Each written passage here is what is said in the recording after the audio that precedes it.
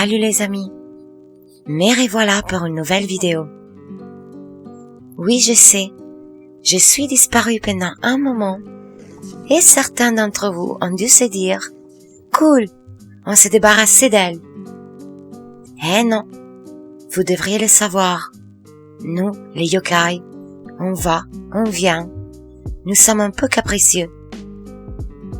Je tiens tout de même à remercier ceux et celles qui m'ont contacté pour me demander où j'étais et quand j'aurai enregistré une nouvelle vidéo. Je suis désolée, je n'ai pas réussi à répondre à tout le monde, mais je vous assure, ces derniers mois, j'ai eu des choses très importantes et très sérieuses à régler et j'ai été obligée de m'y concentrer totalement. J'ai aussi trop de respect pour vous et l'idée de poster des vidéos mal travaillées ou pas assez réfléchies ne me plaisait pas du tout. J'ai préféré attendre d'avoir le temps et surtout d'avoir un sujet réellement intéressant à vous proposer.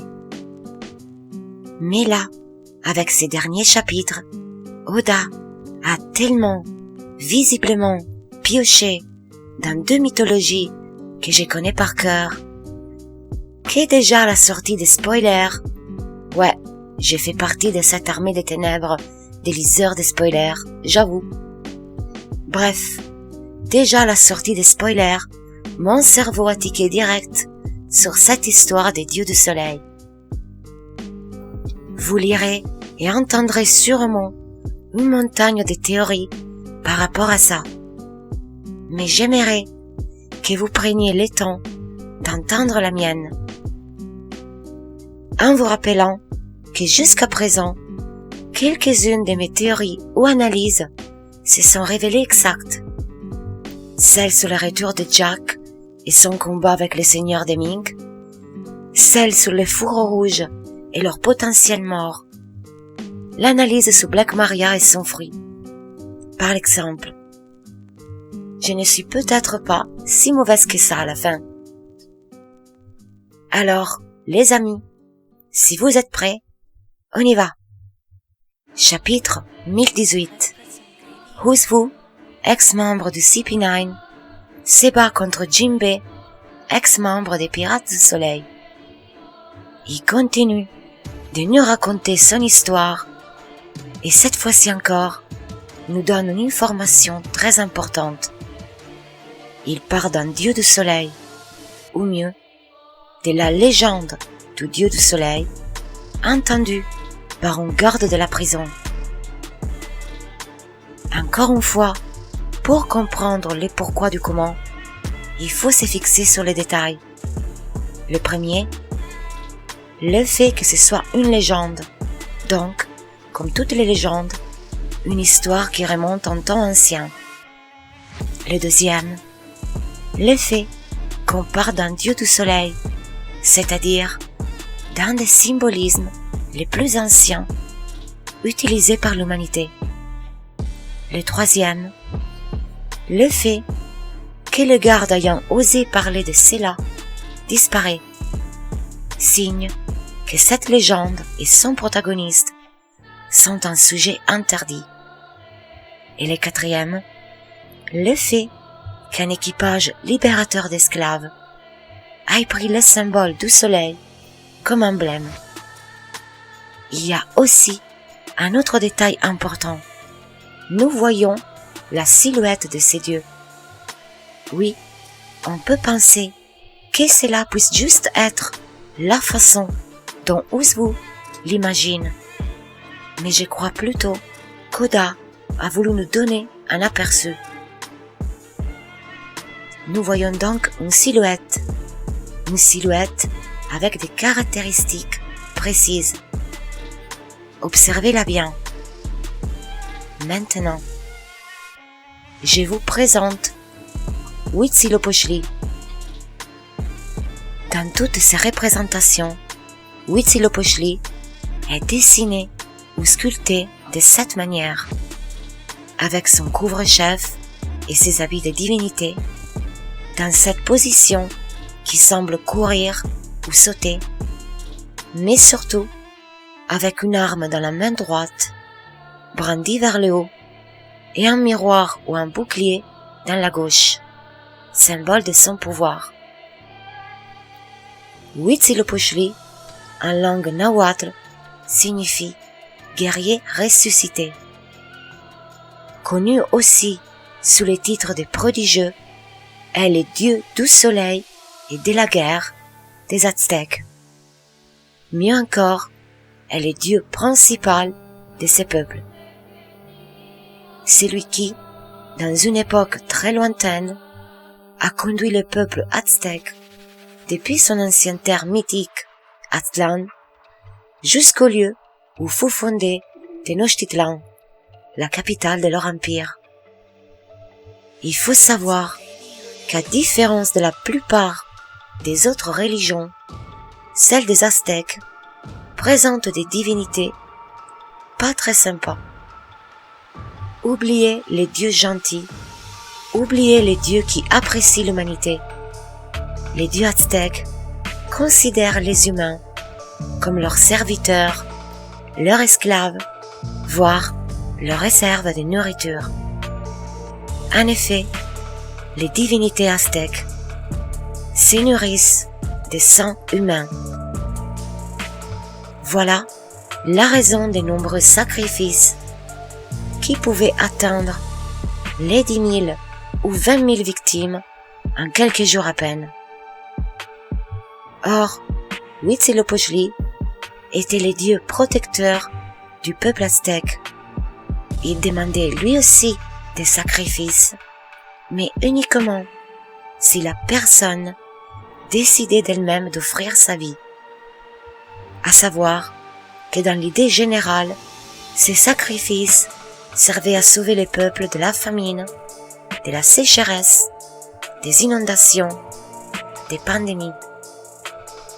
Huitzilopochtli symbolisait donc les dieux qui se sacrifient pour sauver ces gens et qui ressuscitent pour revenir au moment où l'on a besoin de lui. Je rajoute 2 petits détails. Huitzilopochtli est le fils de Coatlicue, déesse créatrice de la terre. Sa sœur, Coyolxauhqui, déesse de la lune, et ses frères, les Tchéntson Huitzanawa, les astres, ont essayé de le tuer avant sa naissance.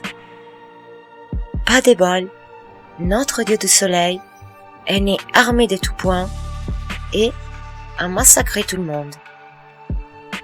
Comme les divinités ne meurent jamais pour de vrai, sa sœur et ses frères sont revenus à la vie, et depuis, il y a inimitié entre les dieux du soleil et la déesse de la lune et les astres. Un autre détail important. Les archéologues sont tous sûrs d'une chose. Huitzilopochtli a réellement existé. Il était quasi certainement un héros d'une époque très ancienne qui, avec le temps, est devenu une légende et ensuite un dieu. Or, je pense que les plus attentifs ont déjà compris les parallélismes faits par Oda, mais on va tout de même analyser point par point. Huzwu nous parle d'un dieu du soleil, adoré par les esclaves dans les temps anciens. Un personnage capable de ramener les sourires aux oppressés. Est-ce que nous pourrions avoir une figure semblable dans le monde de One Piece? Oui, nous l'avons. Joy Boy. Joy Boy signifie littéralement garçon joyeux. Or, les dieux du soleil de la légende étaient capables de ramener les sourires aux esclaves. C'est évident que ce personnage a reçu le surnom de Joy Boy grâce à cette capacité de chasser la tristesse et redonner espoir aux oppressés. raison pour laquelle Fisher Tiger lui rend hommage en nommant son équipage d'après son symbole, les soleils. Joy Boy, qui, on l'a compris, a marqué les esprits de tous les peuples du monde de One Piece. On le voit dans l'arc de l'île des hommes poissons, avec l'histoire de l'Arche Noire. Mais on ne le voit pas que là. Non. Oda avait déjà fait référence à lui beaucoup plus tôt. Vous vous en souvenez pas? Je vous donne un coup de main. Vous vous souvenez de Mousse? Elle allait se sacrifier pour rejoindre les dieux du soleil. Un sacrifice rituel. Ou encore les silhouettes dansantes pendant les festivités à la fin de l'arc de Skypiea. Et oui, tout l'arc narratif de Skypiea est une référence au dieu du soleil. Et cet arc est aussi une référence et un parallélisme avec la mythologie aztèque. Non seulement les Shandia sont une représentation de ces peuples beaucoup plus que des natifs nord-américains, comme tout le monde le croit, mais nous avons les grands serpents, référence au dieu Quetzalcoatl, et par-dessous tout, la grande pyramide à degrés, les lieux les plus sacrés de l'île. Or, ces genres de pyramides étaient les lieux les plus sacrés de chaque ville aztèque. Et si vous voulez un petit détail de plus, rappelez-vous les bas-reliefs trouvés par Enel sur la Lune. C'est évident que les trois hommes qui en sont protagonistes sont des représentants des trois peuples célestes. De gauche à droite, un Bilkin, un Shandia et un Skypian. Regardez attentivement la figure du milieu. Regardez attentivement ses habits. Et maintenant, regardez ça. Vous voyez bien comment l'auteur s'est inspiré des Aztèques pour les Shandia et plus en général de la culture mésoaméricaine pour l'arc narratif de l'île du ciel. Arc narratif qui nous présente avec un joli foreshadowing les dieux du soleil. Un dieu qui, dans le temps ancien, n'était qu'un homme, mais un homme spécial, qui accomplit des faits héroïques, exactement comme notre ami Huitzilopochtli. Mais, au tout début de la vidéo, je vous avais parlé des deux mythologies qui avaient inspiré Oda. En effet, ces dieux du soleil a un nom, Nika. En langue perse, Nika signifie esprit pur ou esprit bon. Et on retrouve ces mots dans les trois préceptes du zoroastrisme. Savez-vous sur quoi se base la religion des Zoroastres? Sur la lutte éternelle entre deux jumeaux, Ormuzd ou Ahura Mazda, qui incarne la lumière, et Ahriman ou Angra Mainyu, qui lui incarne le principe des ténèbres. Si Angra Mainyu tente de contrôler l'humanité et la pervertir, Ahura Mazda essaie lui de la sauver et la libérer. Nika, dans ce cas, est un mot lié au concept des Ahura Mazda. Nika, dieu du soleil. Ahura Mazda, les porteurs de lumière. Voilà, les amis, je vous ai donné mon ressenti sur cette histoire. Vous pouvez me donner les vôtres en commentaire. Je suis curieuse de savoir ce que vous en pensez de cette histoire des divinités.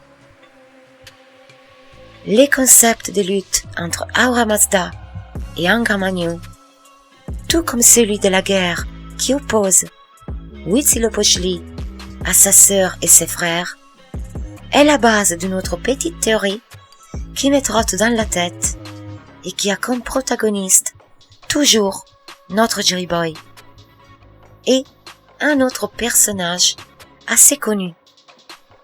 Mais comme cela n'était pas le sujet de cette vidéo, j'ai préféré ne pas rajouter cette partie. Si l'idée vous intéresse, vous me le dites et je pourrai en faire une vidéo uniquement dédiée à ça. En attendant, comme toujours, je vous remercie d'avoir pris le temps de m'écouter. À la prochaine. Ciao ciao.